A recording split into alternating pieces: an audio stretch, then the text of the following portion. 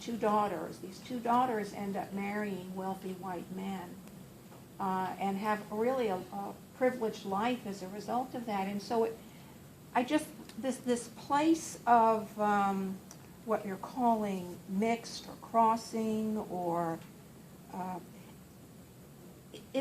can it be a choice? It seems to me this was a choice of empowerment. This was a deliberate choice by these young women. Is this to be permanent, or is it just to be used when it's of value? Or, I mean, is there a category out there where it's acceptable?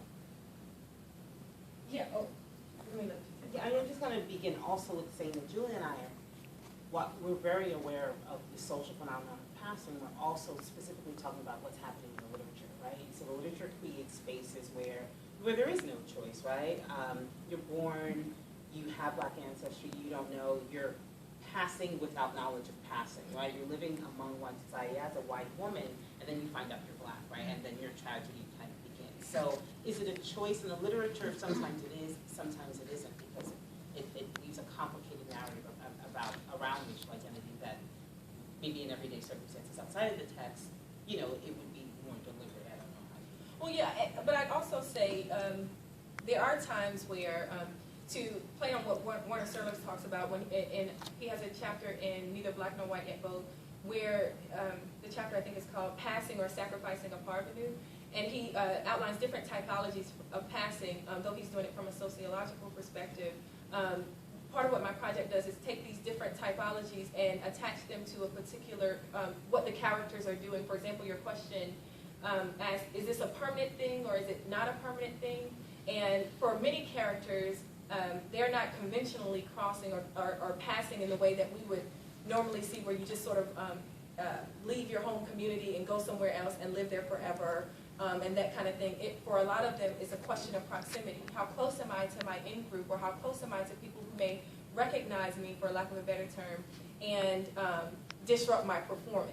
And so if there are people around me who can disrupt my performance or hinder what it is that I'm trying to portray to the audience, that it puts me at greater risk. And so this is why we see that these novels often are seen as novels of mobility and ambiguity.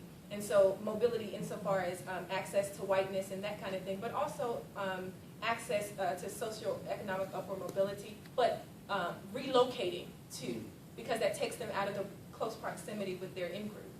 And so it's not always permanent, but at times it can be. And either way, what I'm arguing is that it shouldn't be, on the part of the reader, an indictment, whichever they choose. It should not be an indictment, but rather their desire to self-identify should be appreciated. Right. However, I just want to say that in the reality, the historical reality, these choices are being made. And it seems, though, although we don't know a lot about Anna Kingsley, the records aren't there for us to answer a lot of questions, it seems as though it's accepted. There are not, the ambiguity's not there. It's not, this is my performance. It's more like, this is who I am and this is where I'm living, and it's being accepted. So it's just that you've And I wonder, I don't know, I wonder if that's an isolated, I'm not familiar with the story. So, right. And do you know the time period that? Oh yes, it's the early 19th century. She came over as a slave in like 1807 or 1812. So it's early 19th century. It's Spanish Florida, which is a little bit more open and racial. I was going to say that it does take place in Spanish Florida, and but she came from Senegal. The Caribbean and the South American concept of quote unquote mulata is different from ours. That is to say that much is it different. tragic? It's not really tragic. Right. And what does it mean to be a tragic? Tragedy? Right. Why is being half black and half white, or perceived to be that, tragic?